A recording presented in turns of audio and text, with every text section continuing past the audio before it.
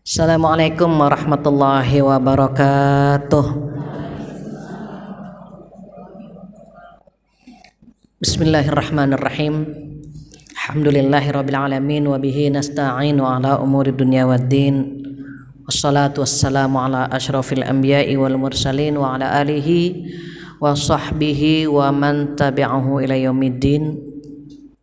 Alhamdulillah dan alhamdulillah, tanggal 3 atau 4 Februari hari ini ya.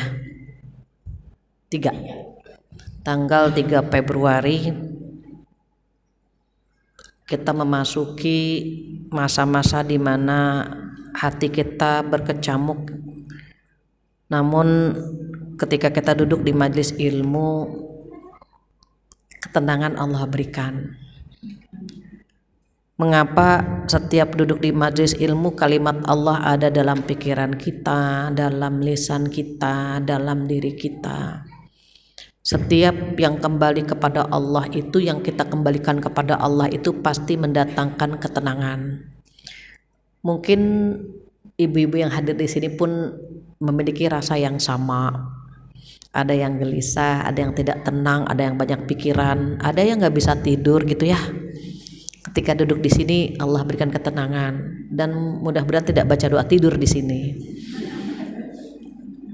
Harapannya dan doa kita mudah-mudahan yang hadir hari ini Allah berikan umur yang panjang, badan yang sehat, rezeki yang berkah, anak cucu yang soleh-solehah.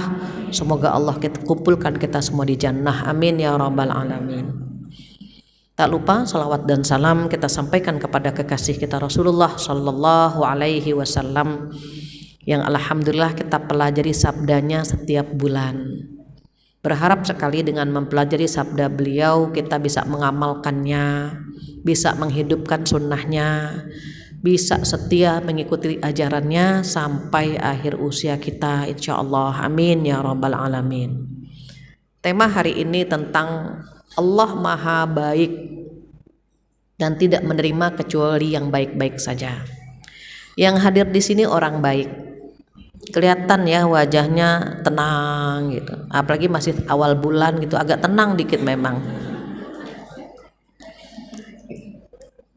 Ketika kita membahas hadis ke-10 ini, banyak sekali yang bisa kita ambil. Barusan Mbak Ica sudah membacakan hadisnya. Hadis ini diriwayatkan oleh Abu Hurairah. Bismillahirrahmanirrahim. An Abi Hurairah radhiyallahu anhu qala. Abu Hurairah, dari Abu Hurairah radhiyallahu anhu berkata, qala Rasulullah sallallahu alaihi wasallam. Rasulullah bersabda apa? Innallaha ta'ala thayyibun la yaqbalu illa thayyiba. Apa kata Rasulullah sallallahu alaihi wasallam? Sesungguhnya Allah Ta'ala itu maha baik, la yaqbal, tidak menerima kecuali yang baik-baik saja. Allah itu maha baik, baik banget ibu, baik banget. Kita bikin dosa nggak dihukum langsung. Kita punya dosa diampuni sama Allah kalau kita mau memintanya. Kita lemah dikuatkan, kita miskin dikayakan, kita bodoh diberikan ilmu. Allah baik banget sama kita. Karena Allah maha sempurna kebaikannya, sehingga Allah tidak akan pernah menerima kecuali yang baik-baik saja. Apa yang baik? Niat yang baik. Kalau yang gak baik, enggak, Allah gak melirik. Niat yang baik bagaimana? Ya untuk Allah saja. Kalau niatnya bukan untuk Allah, oh Allah tidak melirik. Maka hati yang baik, niat yang baik, itu yang akan diterima oleh Allah Subhanahu wa Ta'ala. Kemudian apa yang kedua? Yang kedua bukan hanya lisan, bukan hanya hati, tapi lisan pun mengeluarkan kata-kata yang baik-baik juga. Kalau sudah duduk di majelis ilmu, ucapan yang keluar itu jangan diucapkan kecuali yang baik-baik saja. Mengapa? Karena terkadang kita menganggap remeh apa yang keluar dari lisan kita, padahal kelak dimintakan tanggung jawab oleh Allah Subhanahu wa Ta'ala. Maka sabda Rasulullah apa? Man kana yu'minu billahi wal yaumil akhir falyaqul khairan aw liyasmut. Barang siapa yang beriman kepada Allah dan hari kiamat, maka apa? Falyaqul khairan, maka bicara yang baik-baik saja atau diam. Kalau nggak bisa bicara dengan cara yang baik, mengeluarkan tutur kata yang baik, yang indah, diam lebih baik. Maka yang pertama hati, yang kedua lisan, yang ketiga apa? Amal perbuatan. Saat Allah berfirman, tadi ayatnya sudah dibaca sama Mbak Ica. Ya, Mbak Ica ya. A'udzubillahi minasyaitonirrajim. Alladzi khalaqal mauta wal hayata liyabluwakum ayyukum ahsanu amala. Apa artinya? Dia, Allah gitu ya, yang menciptakan apa? Maut. Khalaqal mauta wal hayat, menciptakan kematian, kehidupan. Tujuannya apa? Liyabluwakum ayyukum ahsanu amala. Saat Allah menciptakan mati dan hidup, tujuannya menguji kalian mana di antara amal kalian itu yang paling baik, begitu. Maka saat Allah Maha Baik tidak menerima, apa yang maksud tidak menerima? Ada 3 yang dimaksud. Allah Maha Baik tidak menerima yang baik-baik. Yang pertama maksud tidak menerima apa? Tidak sempurna. Jadi iman seseorang tidak sempurna. Ibu pernah dengar kan? Tidak sempurna iman seseorang ketika dia tidur nyenyak dalam kondisi kenyang, sementara tetangganya tidak bisa tidur karena kelaparan. Artinya apa? Yang dimaksud tidak diterima di situ tidak sempurna amalnya, tidak sempurna imannya. Jadi even ayatnya atau hadisnya tidak menerima, tetapi ada 3 tafsiran. Yang pertama tidak sempurna. Amal kita nggak sempurna kalau nggak baik, begitu. Amal kita tidak sempurna kalau tidak melakukan yang baik.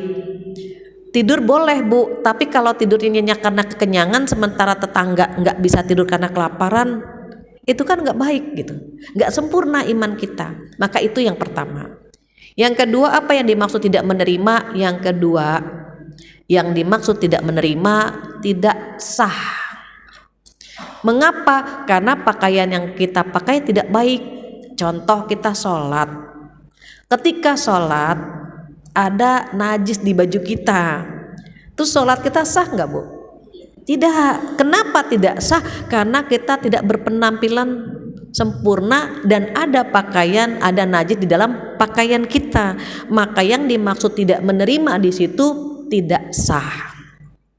Sama halnya kita wudu, kita mandi hadas besar, terus lupa niat, sah nggak? Tidak. Ulang lagi tuh wudunya. Misalnya dari luar, aduh wajah kayaknya berdebu, langsung cuci muka, terus cuci tangan, cuci kaki. Walaupun misalnya rambut diusap, anggota tubuh diusap, kalau Imam Syafi'i berpendapat jika tidak ada niatnya tidak sah. Jadi layak bal di situ maksudnya apa? Tidak sah amal yang kita lakukan. Sama halnya, mohon maaf nih buat perempuan ya, dia sholat ternyata di sidinya ada keputihan, ada najis, sah nggak sholatnya? Tidak. Jadi layak bal di situ yang pertama tidak sempurna, yang kedua tidak sah. Boleh jadi karena lupa niat, boleh jadi karena di dalam badan atau pakaian kita ada najis sehingga sholat kita tidak sah. Itu yang kedua. Yang ketiga apa? Layak bal di sini maksudnya tidak berpahala. Betul, puasanya sah, tapi tidak berpahala. Bagaimana? Nah, ini yang disampaikan oleh Rasulullah SAW. Man shoma ramadhana imanan wahtisaban ghufir lahu ma taqaddama min dzambi, gitu ya. Barang siapa yang berpuasa di bulan Ramadan karena keimanan dan keikhlasan. Berarti syaratnya ada berapa Bu? 2, iman, ikhlas. Kalau mau puasa gitu Bu, terus digugurkan dosa-dosa masa lalu, itu harus ada iman, ada ikhlas. Karena hadisnya man shoma ramadhana imanan wahtisaban ghufira lahu ma taqaddama min dzambih. Barang siapa yang berpuasa di bulan Ramadan karena keimanan dan keikhlasan, maka dosa-dosa yang telah lalu terhapus. Nah, kita perhatikan level orang berpuasa itu ada 3 levelnya. Ada kelas paling rendah, kelas umum. Orang umum puasanya bagaimana? Ya menahan lapar dan dahaga saja, tapi tidak menahan matanya, tidak menahan lisannya. Banyak kan Bu puasa tapi ngerumpi jalan terus gitu kan. Puasa tapi nonton drakor jalan terus sambil menikmati, Allah ganteng banget sih. Lagi puasa iseng dia sambil nunggu buka puasa, dia nonton yang untuk merasa syukur katanya. Untuk meningkatkan rasa syukur, mari kita tatap yang cakep-cakep. Terus menikmati. Sah puasanya, tapi tidak berpahala. Jadi level orang-orang puasa itu level umum ya begitu. Puasa dia menahan lapar dahaga tetapi tidak mampu menahan hawa nafsu, entah itu mata, entah itu lisan. Puasanya sah tapi pahalanya wallahu a'lam. Itu kelas umum. Ada kelas khusus. Kelas khusus bagaimana? Kelas khusus itu puasa dan dia mampu menjaga pandangan, lisan. Kita mudah-mudahan sudah kelas khusus Bu. Ini kan tinggal menghitung bulan ya. Bisa jadi menghitung hari kita memasuki bulan suci Ramadan. Itu puasa kita jangan seperti yang sudah-sudah. Puasanya harus meningkat ke level khusus. Orang puasa di level khusus ini Bu, dia puasa matanya dijaga, lisannya dijaga, begitu. Dia khawatir kalau melanggar rambu-rambu Allah nggak dapat pahala. Jadi kalau ada yang ngajak bikin masalah, dia akan bilang ana shaim, saya puasa. Diajak berdebat, ana shaim, saya sedang puasa. Itu sahabat seperti itu kalau ada yang mengajak melakukan dosa. Kalau kita kan ada yang ngajak ngerumpi, tancap. Ada yang ngajak nonton, bolehlah gitu. Ini yang khusus ini ndak mau dia. Ndak, ana shaim, saya puasa. Ada kelas yang lebih tinggi lagi, kelas istimewa. Kelas istimewa bagaimana ketika Ramadan? Ketika Ramadan dia bukan hanya menjaga anggota tubuhnya dari hawa nafsu, tetapi dia menggunakan semua anggota tubuhnya, pikirannya, hatinya, tubuhnya untuk mengingat Allah saja. Fokus bagaimana Ramadan itu disibukkan dengan amal soleh. Makanya para sahabat salafus soleh termasuk Imam Syafi'i, kalau sudah memasuki bulan suci Ramadan maka satu malam tuh Bu hatam 1 kali, siangnya hatam 1 kali. Berapa kali Bu? Sehari semalam hatam 2 kali. Sebulan berapa kali berarti? 60 kali. Karena 1 malam hatam sekali, siangnya hatam 1 kali. Mbak Ica di sini boleh main jari kan? Boleh. 1 malam, karena memang 1 kan Bu, 1 malam 1 kali hatam, 1 hari 1 kali hatam. Artinya Imam Syafi'i bisa hatam 1 kali di malam hari, 1 kali di siang hari, coceli 2 kali, berarti kali 30, 60 kali. Itu kelas istimewa. Kalau kita level mana nih? Nah, itu pertanyaannya. Jadi layak bal di situ maksudnya apa? Layak bal di situ ada 3 tafsiran. Pertama, tidak sempurna. Kedua, lupa Ibu, tidak sah. Ketiga, tidak berpahala. Kenapa? Karena hati kita, lisan kita, perbuatan kita harus baik di mata Allah Subhanahu wa Ta'ala. Itu yang dimulai dengan kata kalimat la yaqbalu illa thayyiba. Terus kalau ibu-ibu pengen dapat pahala, syaratnya bagaimana? Syaratnya 2. Niatnya benar, caranya benar.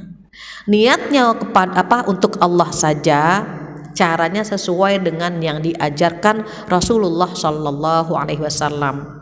Sholat subuh 2 rakaat, niatnya untuk Allah. Kalau niatnya untuk Allah tapi 3 rakaat, enggak sah. Ya Allah, saya tulus ikhlas sholat subuh 3 rakaat, enggak diterima. Kenapa? Caranya tidak sesuai. Dia bersedekah sebanyak-banyaknya tapi dari hasil mencuri, dari hasil korupsi, enggak diterima begitu. Caranya harus benar. Ibu pernah nonton film apa dulu yang mencuri merampok? Kok jadi lupa ya? Robin Hood. Ibu pernah nonton ya? Itu kan Robin Hood itu kan mencuri, tapi uangnya kan dibagikan kepada orang miskin. Jadi kalau misalnya cara mendapatkannya tidak benar, tidak diterima. Kenapa? Syaratnya harus 2. Pertama, niatnya untuk Allah. Kedua, caranya sesuai dengan yang Rasulullah sampaikan. Nah, di hadis ini ada ayat yang sama. Sama dalam menganjurkan kita memakan yang halal saja. Apa kata Allah? A'udzubillahi minasyaitonirrajim. Ya ayyuhar rusul kulu minat thayyibati wa'malu sholihah. Ayatnya, wahai para rasul, makanlah yang baik-baik. Makan yang baik-baik dan lakukan amal soleh. Makan yang baik-baik. Nah, untuk kita apa? Allah berfirman juga, ya ayyuhalladzina amanu kulu min thayyibati ma razaqnakum. Ya Bu ya.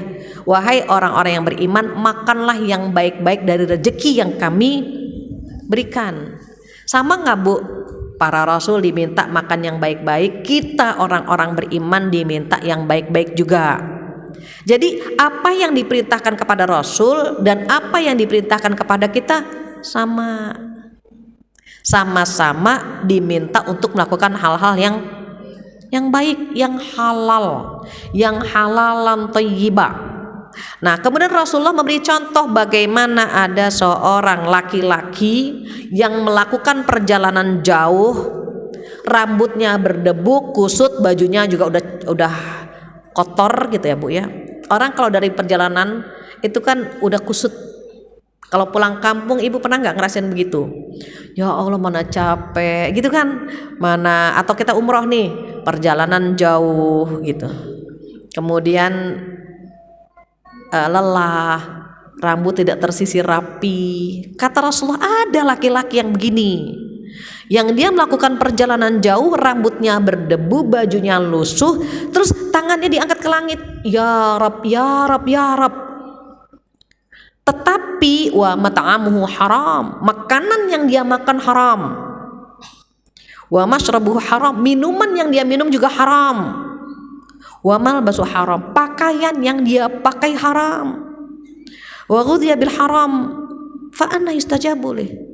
Perutnya itu kenyang dengan sesuatu yang haram, bagaimana Allah mau mengabulkan doanya? Kata Rasulullah. Pakaiannya, minumannya, makanannya, perutnya diisi dengan yang haram, bagaimana Allah bisa menerima doa-doanya? Maka itu rahasianya Allah meminta kepada para nabi dan Allah meminta kepada kita sama ibu, makan yang halalan thayyibah. Nah, ada seorang pengamat mengatakan apa? Orang Indonesia disuruh makan B2, babi, daging babi, daging anjing, nggak mau. Kenapa? Haram. Tetapi berani korupsi, padahal makanan yang dibeli dari hasil korupsi, dari hasil mencuri, dari hasil merampok sama. Jadi yang dimaksud dengan haram bukan hanya barangnya, Tapi cara mendapatkannya juga harus yang benar. Misalnya kita ke swalayan, ada daging panggang, daging ayam, kita ambil daging itu, kita curi, kita makan bersama keluarga, boleh nggak Bu? Nggak boleh, haram kita ngambil. Mencuri haram, merampok haram. Jadi bukan hanya barangnya, tapi cara mendapatkannya juga sama. Maka kata mereka, itu repotnya kita. Kadang-kadang mengharamkan, kita nggak berani gitu maksudnya. Haram nih buat kita makan, karena jelas B2 gitu ya, atau daging-daging yang memang haram dimakan. Tetapi sayangnya dia bisa makan dari hasil curian, hasil rampokan, hasil korupsi dan seterusnya. Padahal kata Rasul apa? Nah, hamba ini dalam perjalanan yang sangat panjang, bajunya lusuh, rambutnya berdebu. Ini apa yang disampaikan Rasulullah itu kita sama-sama introspeksi. Saya pernah jadi karyawati juga Ibu. Jadi saya buat ada 3 amplop yang halal, sistem ya Bu, sistem. Jadi kadang-kadang sistem yang kita temui itu ada hal-hal yang bikin kita ragu. Jadi ada 3 amplop halal, amplop syubhat, amplop haram. Riba, bunga bank itu kan haram. Nah, yang halal kita bawa pulang, kita kasih ke anak, ke keluarga, itu halal Bu, karena itu hak kita kan. Take home pay, salary kita tuh halal, bawa pulang. Ada yang syubhat tuh Bu, kadang-kadang ada ucapan terima kasih, ada ini, ada itu gitu. Yang ini abu-abu nih misalnya. Yang tahu kan hanya kita ya Bu, yang tahu hanya kita sama Allah lah.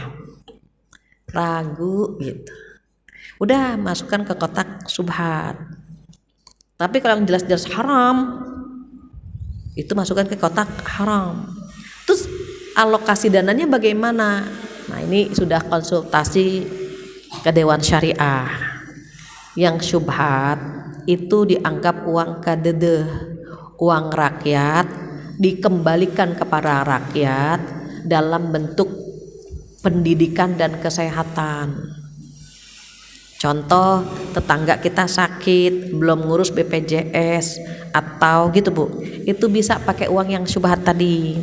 Ada tetangga kita mau nebus ijazah mahal, itu bisa pakai uang itu. Begitu pendapat beliau. Jadi uang syubhat dianggap uang rakyat, dikembalikan kepada rakyat untuk memfasilitasi pendidikan dan kesehatan. Kalau haram itu dialokasikan untuk fasum. Apa fasum? Fasilitas umum seperti jalanan gitu, penerangan gitu. Ya Bu, atau taman. Intinya buat fasum saja, buat fasilitas umum saja, MCK. Kalau di pelosok tuh ada MCK, tahu MCK Ibu? Mandi, cuci, kakus. Nah, itu ke sana. Jadi ada jamaah saya bunganya saja itu ratusan juta bunganya. Berarti tabungannya berapa gitu. Awalnya dia nggak mau ngambil, saya bilang ambil aja, ambil, tapi dialokasikan untuk fasum. Akhirnya dia alokasikan ke pelosok untuk jembatan, perbaikan jalan. Itu Masya Allah sangat membantu. Nah, mengapa? Karena kalau ada barang haram masuk ke tubuh kita, Ibu, itu nyatu dengan otak, nyatu dengan darah, nyatu dengan daging. Kalau ini gelas atau ini anggap teko ya Bu, kalau teko ini isinya air putih, yang keluar air putih lagi kan. Kalau teko ini isinya teh, yang keluar apa Bu? Pasti tuang teh lagi kan. Nah, kalau isinya kopi, ketika dituang kan kopi juga. harta atau makanan yang masuk ke dalam tubuh kita itu diolah Bu, diolah, nanti keluarnya akan nyari jalannya sendiri. Kalau dapatnya halal, insya Allah akan keluar dengan cara yang halal. Kalau gitu Bu, itu makanya masya Allah ulama dahulu itu kalau ada buah jatuh gitu, nemu sesuatu tuh nggak diambil, khawatir menyatu ke dalam tubuhnya dia. Wara, zuhud, mereka seperti itu. Makanya tutur kata yang keluar itu tersaring rapi gitu. Anak-anak kita perhatikan, anak-anak sekarang kita perhatikan, itu akan ya gak beda jauh lah gitu. Nggak beda jauh nanti tutur kata kita, gerakan kita itu nggak beda jauh dengan daging dan makanan yang diolah dalam tubuh. Pernah ini cerita sedikit. Suatu hari khodimah di rumah saya, asisten rumah tangga itu pulang kampung. Kita belilah makanan di luar Bu, makanan di luar itu masya Allah Bu, sempet saya tuh malas sholat sunnah, malas baca Quran, malas ibadah. Ini kenapa ya? Apa karena nggak ada hodimah? Saya bilang kok badan tuh males, mau ngapa-ngapain tuh males. Qadarullah ada seorang ustadz memeriksa makanan yang ada di warung itu. Jadi misalnya sayur sop disisain Bu sama dia, akhirnya dibawa ke laboratorium. Ini masya Allah karena ustadz ini feelingnya sama gitu, kok aromanya ndak enak, rasanya itu ada yang aneh, dibawa ke laboratorium, ternyata numisnya itu pakai minyak B2. Numisnya aja nggak ada dagingnya, numisnya itu pakai gitu Bu, biar gurih katanya. Itu kan kita makannya nggak sengaja kan Bu, tapi dampaknya betul Ibu, malas ngaji, malas sholat, malas gitu. Ini masya Allah ustadz ini itu punya inisiatif bawa air sopnya itu ke laboratorium sehingga ketahuan ada minyak B2 di situ. Setelah itu kita demo langsung Bu untuk menutup warung tersebut. Kenapa? Kan yang belanja umat Islam. Kenapa dia menggunakan minyak B2 tadi gitu. Akhirnya kita berpikir ya Allah, ini yang tidak disengaja saja gitu ya Bu, itu dampak ke fisik tuh luar biasa, apalagi kalau disengaja. Makanya membersihkannya itu butuh waktu berapa hari Bu? 40 hari agar dia bersih dari tubuh kita. 40 hari itu Bu. Kenapa kalau orang datang ke paranormal sholatnya 40 hari 40 malam tidak diterima? Kan itu 40 hari memang pembersihan dalam tubuh kita begitu Bu. Itu pula rahasianya kenapa doa kita gitu. Jadi kata Rasulullah, bagaimana mau diterima doa kita kalau yang kita konsumsi, yang kita pakai di dalam perut kita banyak yang haram. Nah akhirnya apa Bu? Kita lihat di hadis ini para ulama mengambil kesimpulan, ada waktu mustajab, ada tempat mustajab, ada kondisi yang mustajab gitu. Kalau lagi hujan deras itu doa kita mustajab tuh Bu. Lagi hujan deras nih Bu, itu doa kita mustajab. Ketika antara azan dan iqomah, antara azan dengan iqomah itu mustajab itu. Di 2/3 malam mustajab. Ini terkait dengan waktu ya Bu. 2/3 malam antara azan dan iqomah ketika hujan deras itu doa mustajab.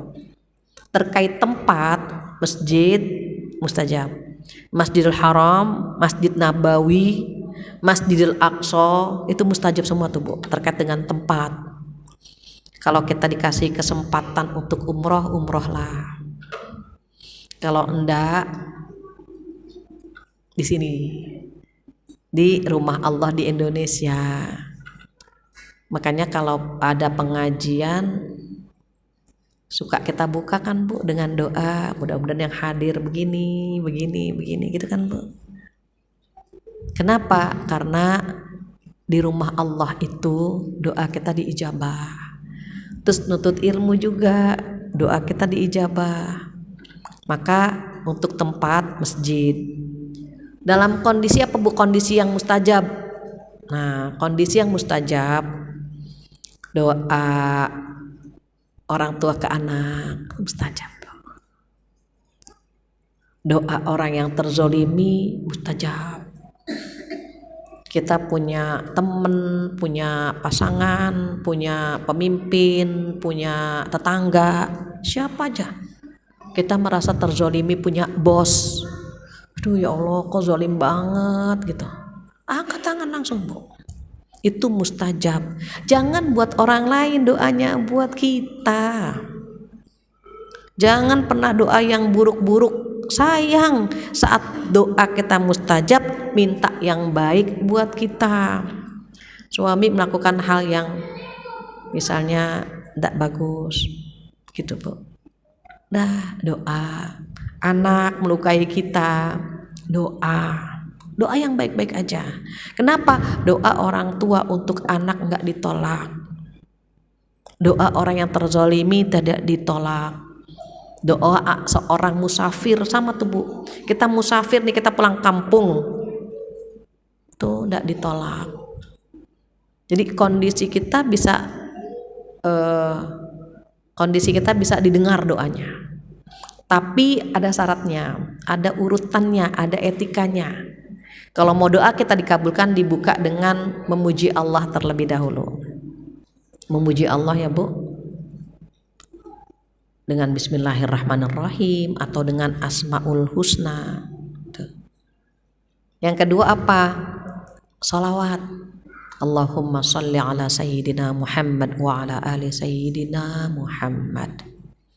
Doa, baru memuji Allah, membaca sholawat, baru isi doanya. Setelah itu ditutup. Nutupnya jangan begini, Bu. Jika engkau berkenan ya Allah, dengan. Jika engkau jika bisa gitu. Jangan. Ya Allah, berikanlah aku suami yang 3T, takwa, tampan, tajir, kalau bisa ya Allah. Bisalah gitu. Kata Rasulullah, jangan ditutup dengan ini. Allah bisa, Allah nggak ada yang ngatur. Kita kalau ngundang ibu-ibu datang ya ke acara saya ya, kalau ada waktu, kalau bisa kita. Kalau Allah nggak ada yang ngatur, Bu. Bisa gitu. Maka kata Rasulullah, kalau berdoa jangan ditutup dengan kalimat jika engkau berkehendak, jika engkau berkenan, kalau bisa ya Allah. Oh bisa gitu. Jadi orang bersandar dengan Allah, yakin, seyakin-yakinnya. Jadi kalau minta mantap gitu. Ini doa yang hari ini dikabulkan. Ini waktunya tepat nih untuk berdoa. Masya Allah, Ibu, betul dikabulkan. Tapi masih ingat kan, Bu? Nah, nanti Ibu bisa tengok di Instagram saya sengaja pin itu terkait dengan doa. Doa ada yang dikabulkannya cepat atau lambat. Yang kedua, nggak dikabulkan, tapi disimpan di hari kiamat sebagai amal pemberat timbangan. Yang ketiga, nggak dikabulkan, nggak disimpan, tetapi dialihkan atau diganti dengan yang lebih baik lagi. Terus bagaimana kalau kita berdoa yang banyak? Walaupun permintaannya itu lagi, mintanya rezeki lagi, anak lagi, itu terus yang kita minta, nggak apa-apa. Allah seneng banget, Bu. Allah seneng kalau kita doa. Allah seneng kalau kita minta. Allah seneng banget, Ibu. Kalau kita minta sama hamba, mereka nggak mau ngabulin.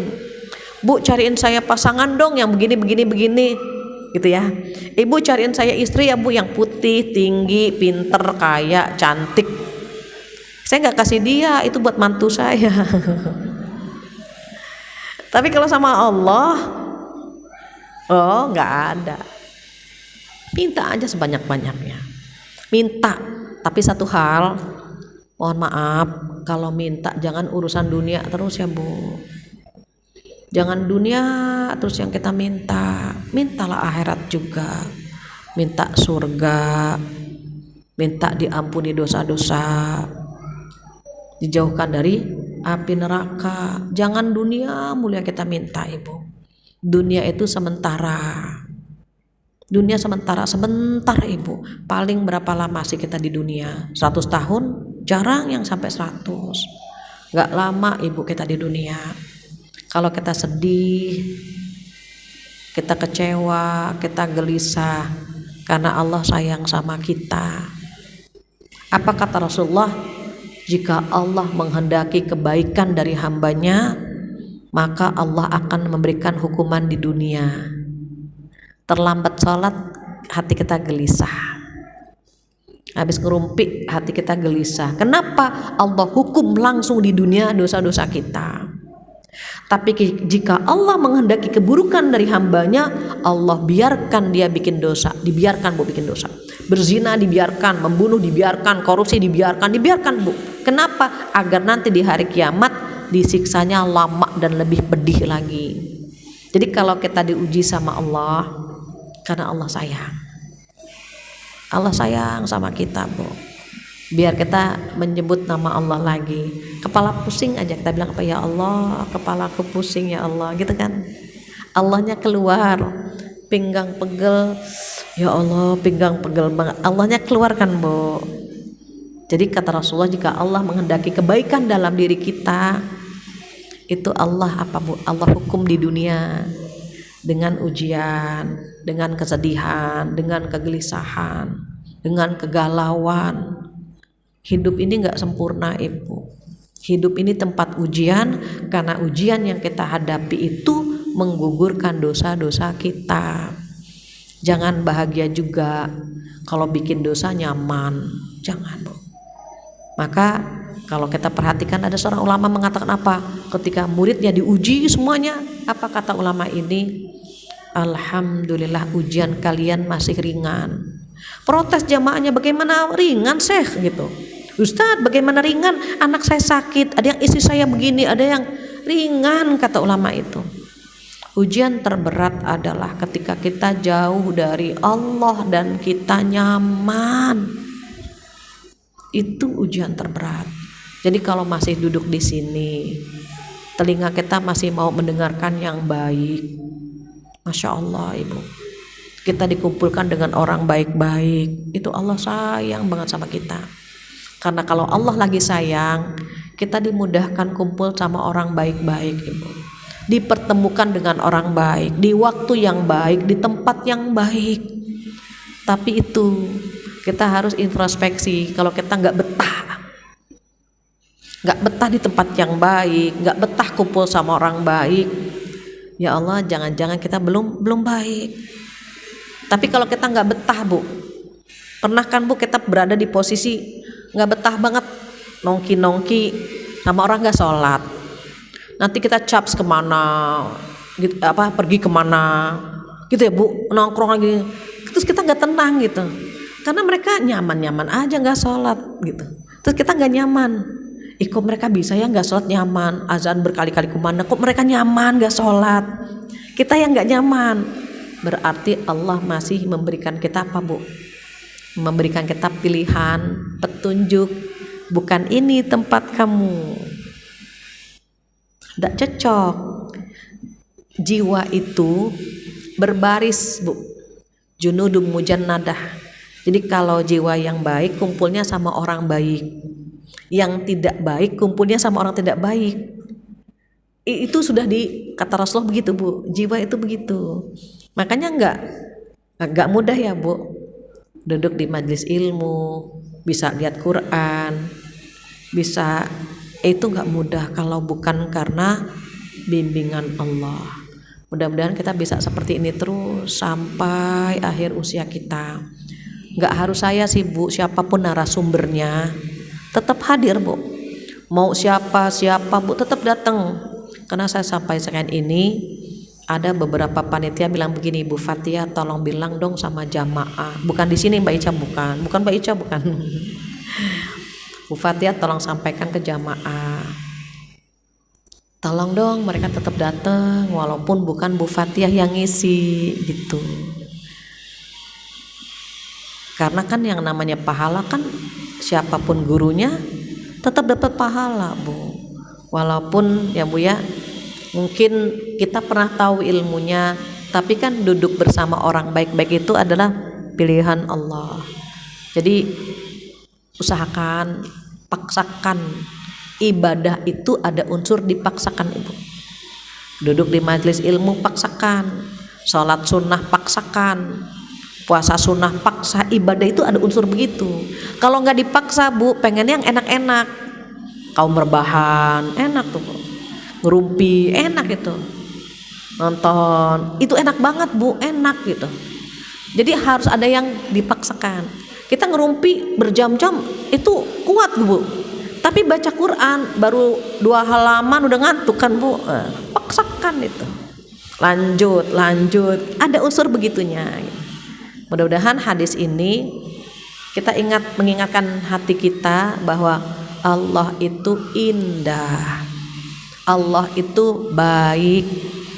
Berarti penampilan kita sama suami juga diperbaiki. Berpenampilan indah nih kan hari Sabtu Ahad kan Ibu nggak ngantor. Sabtu Ahad suami di rumah, itu show time. Diekspor kecantikan kita, penampilan kita, pakaian kita. Itu Allah suka banget sama istri yang mau berpenampilan menarik untuk suaminya. Kenapa? Allah indah. Jadi kalau ibu-ibu perawatan itu indah kan, Bu? Allah suka. Ibu makan yang baik-baik, Allah suka. Jangan sampai kita makan sembarangan, ngukur diri aja, mengukur usia, mengukur diri. Yang kira-kira yang nggak boleh dimakan sama kita apa? Jangan dimakan. Kenapa? Karena Allah suka banget dengan yang indah, yang sehat, yang halal. Demikian. Alhamdulillah, gak terasa jam 11:05.